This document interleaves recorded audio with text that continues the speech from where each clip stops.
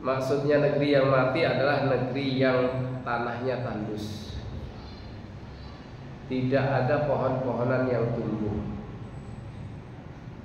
tidak ada tanam-tanaman yang tumbuh. Semuanya tanah gersang, kering kerontang, nggak ada tanaman, nggak ada tumbuhan. Itu adalah negeri yang mayit. Kalau di sini mungkin jarang tanah seperti itu.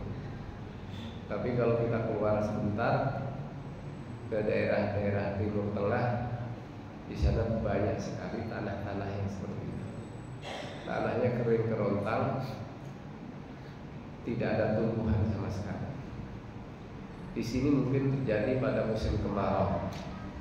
Di sebagian tempat tampak tanah-tanah itu kering kerontang, tidak ada kehidupan, tidak ada tumbuhan atau tanaman yang bisa tumbuh. Nah, itulah negeri yang mayit. Ketika dikirimkanlah hujan itu ke negeri yang mayit tadi, yang mati. Fa anzalna bihil ma'a,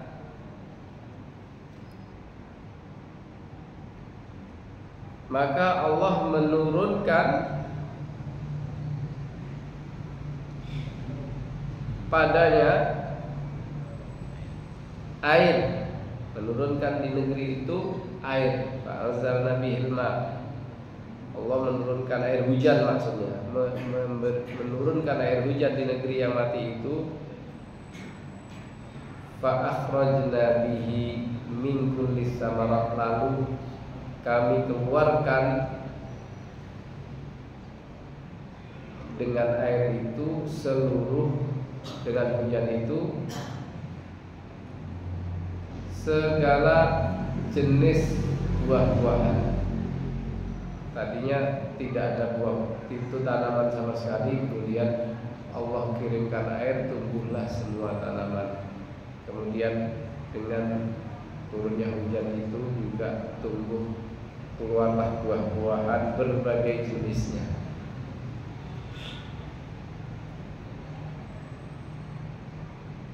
Buah-buahan itu meskipun tanah dan air yang diambil sama, bentuknya beda-beda, baunya beda-beda, rasanya beda-beda.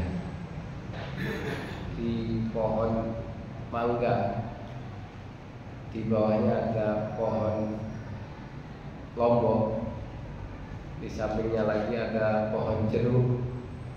Tanah yang diambil sama,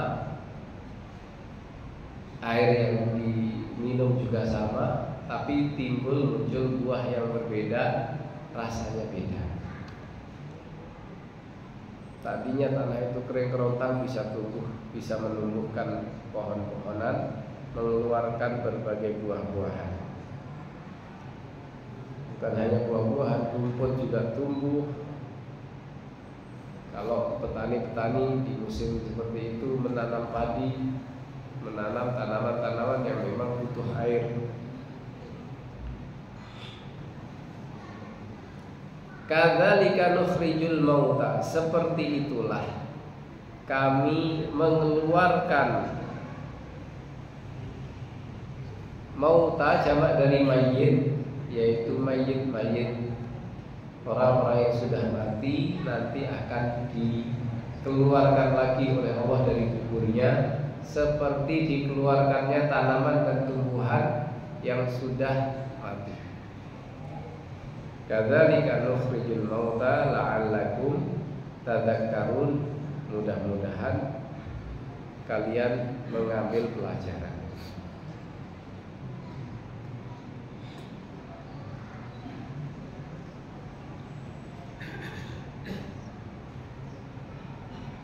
Dengan peristiwa itu kalian mengambil pelajaran bahwa Allah Subhanahu wa ta'ala itu Maha Esa, Maha Kuasa untuk menghidupkan manusia setelah kematiannya.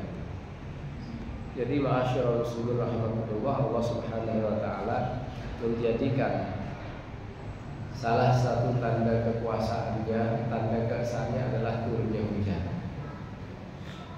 Turunnya hujan itu merupakan tanda kekuasaan Allah bagi orang-orang yang mau mengambil pelajaran.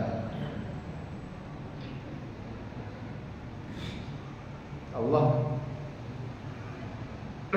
banyak menyebut bahwa Allah menciptakan langit, menciptakan bumi, mengurus alam semesta, dan memerintahkan kita pada ayat sebelumnya agar kita berdoa kepada Allah, ud'u rabbakum tadarru'an wa khufyah innahu la yuhibbul mu'tadin wa la tufsidu fil ardi ba'da islahiha wad'uhu khaufan wa tama'a inna rahmatallahi qaribun minal muhsinin. Kasih sayang Allah itu sangat dekat dengan orang-orang yang berbuat baik. Berdoalah kepada Allah. Kemudian Allah menunjukkan salah satu rahmatnya, yaitu diturunkannya hujan. Kalau satu ini saja tidak ada, bisa kita bayangkan. Jika tidak pernah ada hujan turun, apa yang terjadi? Sudah nggak bisa kita bayangkan. Kalau nggak ada angin yang bertiup, apa yang terjadi? Semua itu kita nggak pernah ngurus, kita tidak pernah mengatur. Allah Subhanahu wa ta'ala sudah menciptakan alam semesta lengkap dengan anginnya, dengan awannya, dengan hujannya. Kemudian dengan itu Allah juga menumbuhkan tanam-tanaman yang semua itu tanpa campur tangan siapapun, tidak manusia, tidak yang lain. Maka dari sini Allah memerintahkan kita mengambil pelajaran. Allah yang bisa menghidupkan tanah yang mati, maka kelak Allah akan menghidupkan makhluk-makhluk yang sudah mati.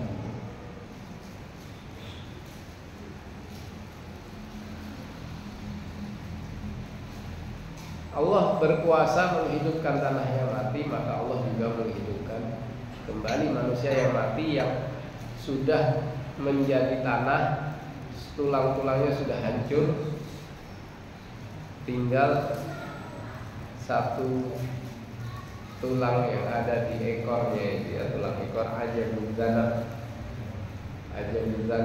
tulang ekor. Dari situ Allah menumbuhkan, baru menumbuhkan manusia.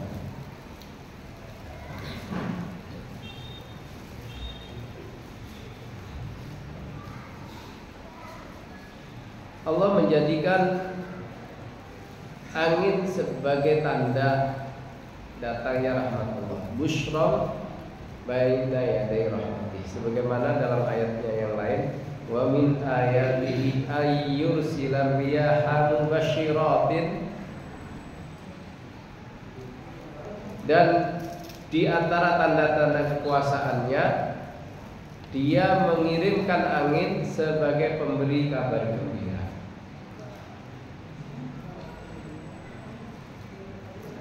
Mesti Allah kalau mau menurunkan hujan, mengirimkan angin dulu, mengirimkan awan dulu. Ada pepatah, nggak ada mendung, nggak ada angin, kok ada hujan. Itu sesuatu yang aneh, karena hujan mesti diawali dengan angin, diawali dengan mendung.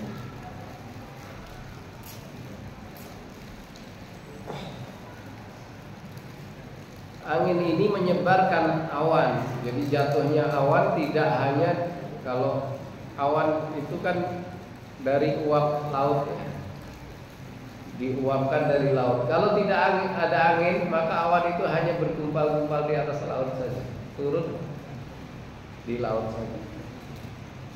Tapi Allah Subhanahu wa ta'ala dengan kekuasaannya dan kebijaksanaannya mengirimkan angin untuk membagikan awan itu. Awan yang membawa hujan itu dibagi-bagi oleh Allah Subhanahu melalui angin. Kalau di ayat ini busyron baina yaday rahmati, sebagai kabar gembira. Sebagian qiraah dibaca dengan nusron baina yaday rahmati, sebagai pembagi distribusi. Jadi angin itu distributor rahmat Allah itu angin yang mendistribusikan rahmat-rahmat Allah sehingga merata. Yang dimaksud rahmatihi di sini adalah hujan. Angin tandanya dan dia yang mendistribusikan. Rahmatnya di sini adalah hujan. Hujan itu adalah rahmat. Makanya salah satu doa kalau ada hujan itu Allahumma suqya rahmatin wala suqya azabin. Ya Allah, turunkanlah hujan yang membawa rahmat, bukan hujan yang membawa azab. Ya, ada dua macam hujan. Hujan pembawa rahmat adalah yang menumbuhkan tanam-tanaman yang menyuburkan tanah. Sedangkan hujan yang membawa azab adalah yang menimbulkan bencana, banjir bandang dan sebagainya.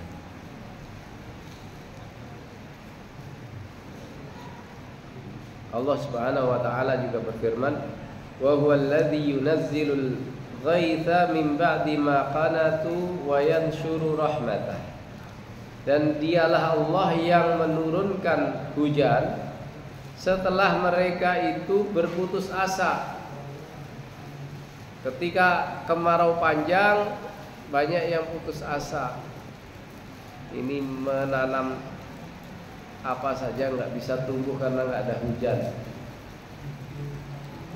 Setelah mereka hampir putus asa terhadap rahmat Allah, kemudian turunlah hujan. Allah menyebarkan hujan itu.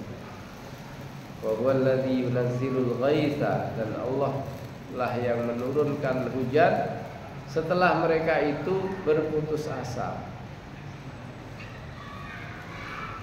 Dan Allah juga bayan syuru rahmatahu, yang menyebarkan rahmatnya. Wa huwal waliyul hamid, dan dialah penolong dan maha penolong, dan dialah yang maha terpuji. Di dalam ayat lain Allah Subhanahu wa taala berfirman, "Fanzur ila athari rahmatillah." Perhatikanlah bagaimana pengaruh dari rahmat-rahmat Allah. Pengaruh-pengaruh dari rahmat Allah. Kaifa yuhyil arda ba'da mautiha. Bagaimana Allah menghidupkan bumi setelah matinya. Inna fi dzalika, sesungguhnya di dalam yang demikian itu, la muhyil mauta, adalah pertanda bahwa Allah benar-benar akan menghidupkan orang-orang yang mati. Wa huwa ala kulli syai'in qadir, dan Allah itu maha kuasa.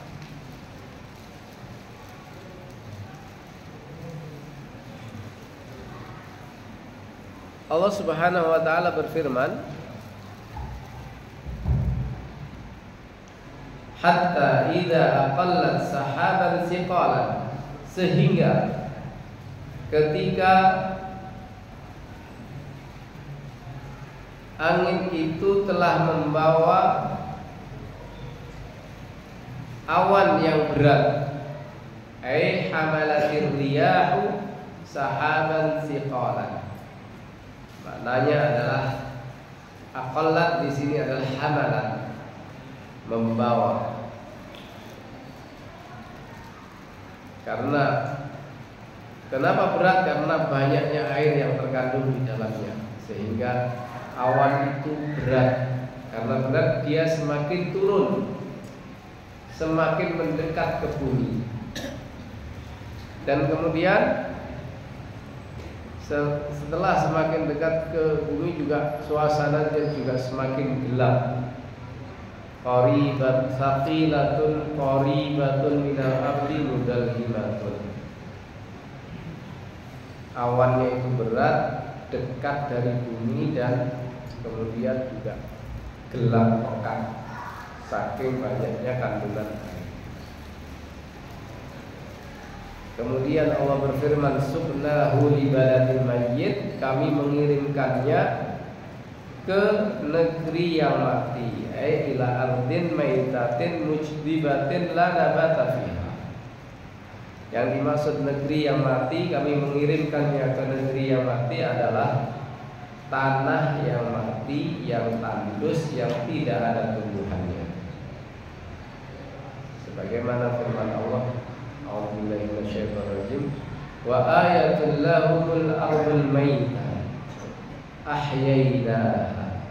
Dan tanda kekuasaan kami bagi mereka adalah bumi yang mati. Kami hidupkan bumi yang mati itu.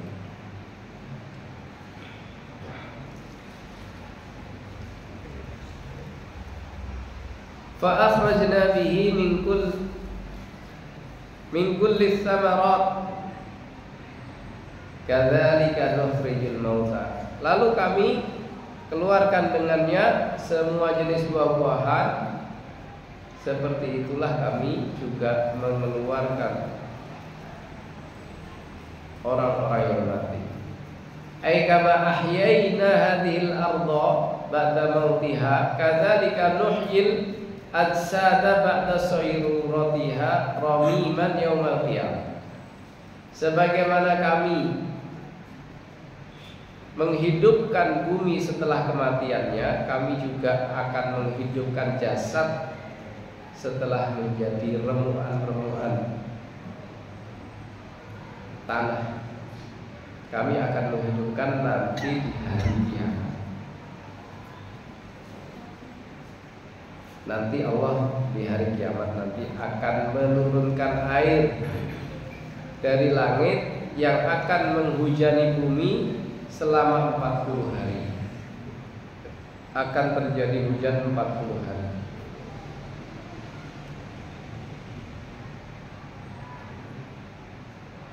Lalu tumbuhlah dari hujan itu seluruh jasad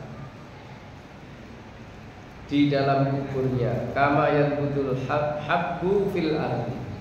Jasad yang ada di kuburan itu tumbuh lagi dengan turunnya hujan 40 hari tadi, seperti biji-bijian yang kalau di musim kering dia tidak tumbuh, begitu turun hujan tumbuh.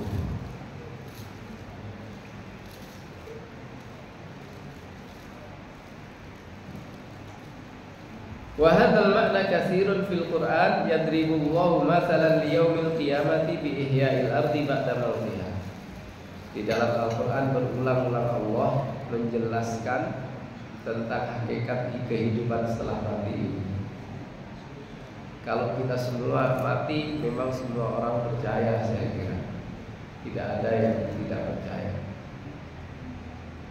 Tidak ada manusia yang tidak mati. Dari zaman dulu sesakti apapun, taruhlah dia sehebat apapun, seberkuasa apapun, tidak ada manusia yang tidak mati. Kita tahu itu.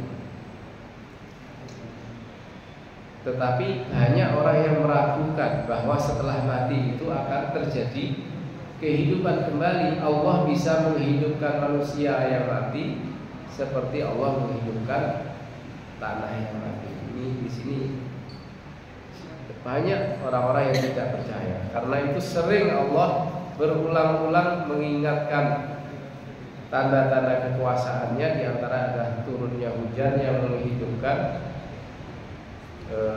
tanah yang mati. Kemudian Allah Subhanahu wa taala berfirman, "Wal baladut thayyibu yakhruju nabatuhu bi idzni rabbih." Dan tanah yang baik, yang bersih, baik, subur,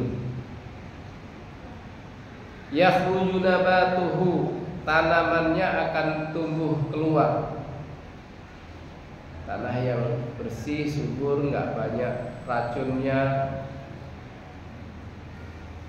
ketika turun hujan maka akan tumbuhlah tanaman-tanaman biizni rabbih dengan seizin Tuhannya.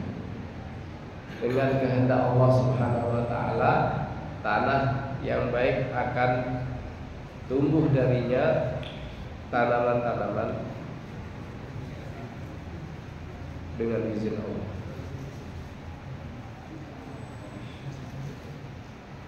Tanamannya tumbuh mudah, subur, tumbuh dengan baik, hasilnya juga baik. Walladzi khabutha la yakhruju illa nakida. Adapun tanah yang buruk, yang tidak subur, yang banyak limbahnya, banyak racunnya, tidak keluar kecuali dengan susah payah. Tumbuh-tumbuhan yang tumbuh di sana tidak akan tumbuh dengan subur. Tumbuh tapi tidak subur, karena tanahnya memang bukan tanah subur. Tumbuhnya dengan susah payah, kalaupun keluar kualitas tanamannya juga kurang baik. Ini mungkin bapak-bapak kalau punya tanah, mungkin tanah pertanian mungkin bisa membedakan tanah-tanah subur. Yang keluar itu tanaman-tanaman yang tidak baik. Sama-sama tanah, tetapi ketika ditanami hasilnya akan berbeda. Bawang yang ditanam di sini dengan ditanam di tempat lain beda. Konon kalau bawang di sini kecil-kecil, kalau dari Cina besar-besar. Kalau nyari bawang yang besar-besar jarang yang hasil dari Indonesia. Karena memang komposisi tanah itu beda-beda. Beda-beda, ada tanah yang subur dan tanah yang cocok untuk tumbuhan ini, cocok untuk tumbuhan yang lain. Sama-sama tanamannya ditanam di gunung dengan di dataran rendah, hasilnya juga akan beda. Biasanya ada daerah-daerah yang terkenal dengan tanaman tertentu.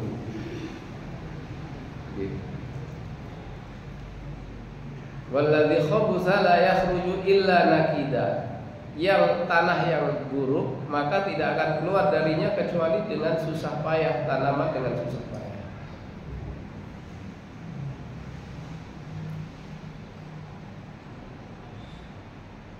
Selain susah payah juga jelek kualitasnya, bahkan hampir tidak ada manfaatnya. Jelek, hampir tidak ada manfaatnya. Illa nakida. Kadzalika nusarriful ayati liqaumin yashkurun. Demikianlah kami berulang-ulang menjelaskan ayat-ayat bagi kaum yang bersyukur.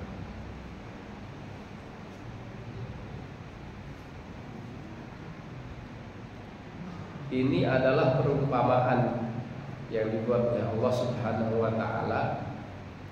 Perumpamaan tanah ini bisa diumpamakan seperti orang yang beriman. Orang yang beriman apabila turun kepadanya ayat-ayat Allah, Allah menurunkan ayat-ayatnya sebagai rahmat dari Allah untuk manusia.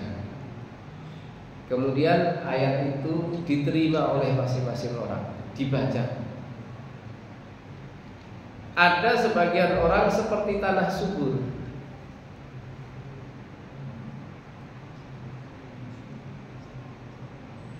dia langsung mengambil manfaat dari tanah subur itu, langsung menyerap air yang turun itu tadi, membuahkan tanam-tanaman dan buah-buah.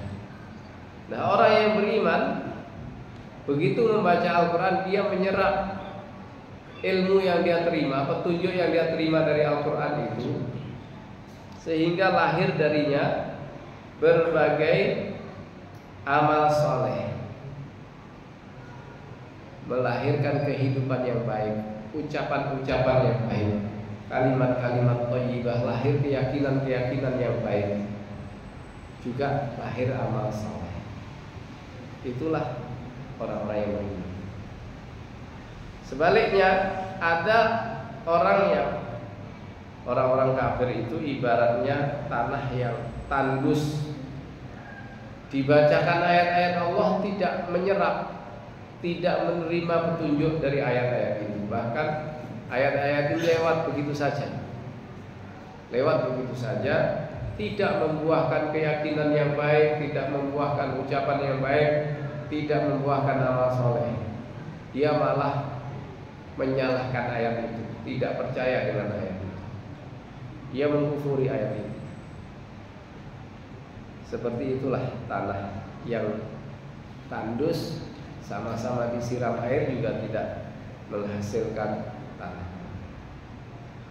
Orang-orang kafir tidak mendapat manfaat dari ayat-ayat Allah. Karena itu Allah Subhanahu wa taala berfirman, "Innallaha yarfa'u bihadzal kitabi aqwaman wa yadh'u biha akharin." Sesungguhnya Allah Subhanahu wa taala mengangkat derajat sebagian kaum dengan Quran ini, dan sebagian yang lain dihinakan oleh Allah Subhanahu wa taala.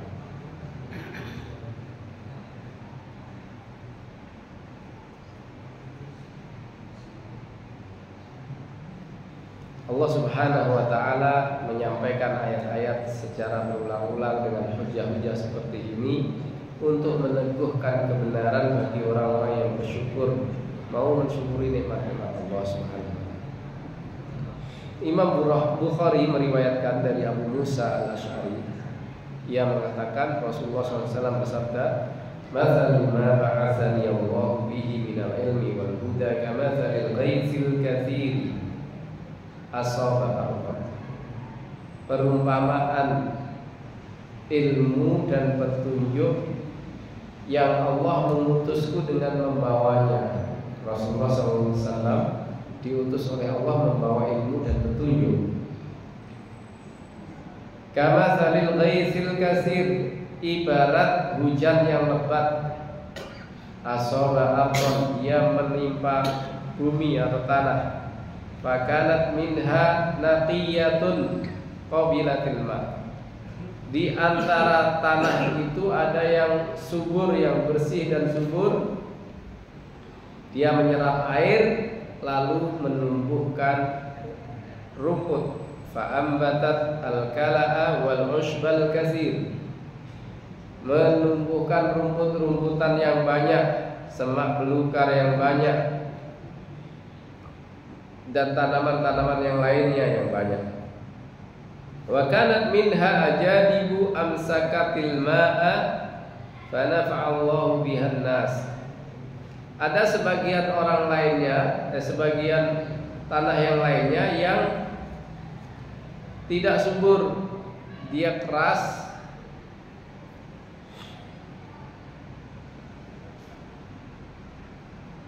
tetapi dia bisa menahan air sehingga dia memberi manfaat kepada manusia. Ini seperti danau ya, air danau. Dia nggak menumbuhkan tumbuh-tumbuhan, tetapi dia menyimpan, menampung air. Dengan air itu akan bermanfaat bagi manusia. Fasyaribu wasaqau wazara'u, orang-orang bisa minum dari tempat itu, mereka bisa mengairi dan bisa bercocok tanam dengan air yang berasal dari waduk, dari danau yang menampung air tadi. Wa asaba minha ta'ifatan ukhra. Ada lagi sekelompok tanah yang lain. Innama hiya qai'an, ia adalah tanah yang tandus, la tumsiku ma'an, yang tidak menahan air, wala tumbitu kalaan, dan tidak menumbuhkan rumput. Jadi air itu hanya lewat saja, jatuh lewat, tidak tertampung, juga tidak menumbuhkan apa-apa. Fadzalika mathalu man faquha fid dinillahi wa nafa'ahu ma ba'athani Allah bihi fa'alima wa 'allama. Itulah perumpamaan orang yang memahami agama Allah. Agama Allah itu memberi manfaat kepada dia. Apa yang diturunkan oleh Allah Subhanahu wa taala itu, yang diutuskan kepada nabinya itu bermanfaat bagi dia. Dia mengetahui, dia berilmu. Ketika dia membaca Al-Quran, dia mendapat pengetahuan, kemudian dia mengajarkan juga.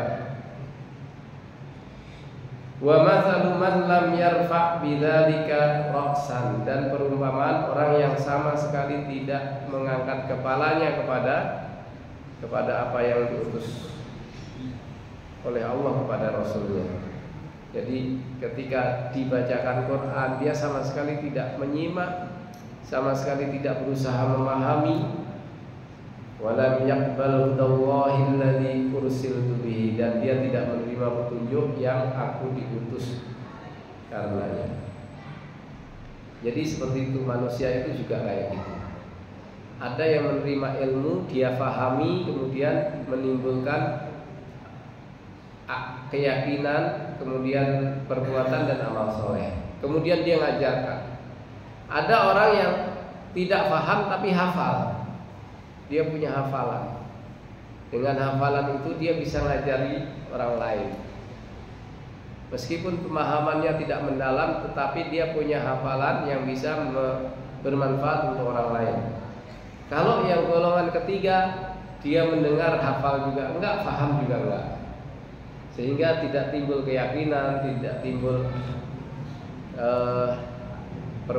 perbuatan yang baik, tidak timbul ucapan yang baik, dan dia juga tidak mengajarkan kebaikan kepada orang lain. Enggak bisa mengajar. Jadi sama saja apakah diberi ayat-ayat Allah atau tidak, bagi orang-orang ini sama. Manusia memang bertingkat-tingkat seperti itu, tidak sama. Kalau bapak-bapak ada yang jadi guru, sama-sama murid itu diajar juga nanti hasilnya juga beda-beda. Ada yang cepat paham tapi susah ngapal, ada yang cepat hafal tapi susah paham, ada yang susah paham juga susah menghafal, ada juga yang cepat paham dan cepat hafal. Nah, Allah bagi-bagi juga. Begitulah keadaannya, tidak bisa sama rata. Gurunya sama, sekolahnya sama, pelajarannya sama, hasilnya tidak akan sama. Begitulah. Al-Qur'annya sama, sama-sama baca, hasilnya tidak sama. Maka penting kita ini untuk islahul qulub, memperbaiki hati. Hati ini supaya subur, bagaimana mudah menerima kebenaran dari Al-Qur'an dan mudah membuahkan kebaikan, menumbuhkan kebaikan. Mudah-mudahan Allah Subhanahu wa taala memperbaiki hati kita semua. Aqulu qouli hadza subhanakallahumma wa bihamdika asyhadu an la ilaha illa anta astaghfiruka wa atubu ilaik. Assalamualaikum warahmatullahi wabarakatuh.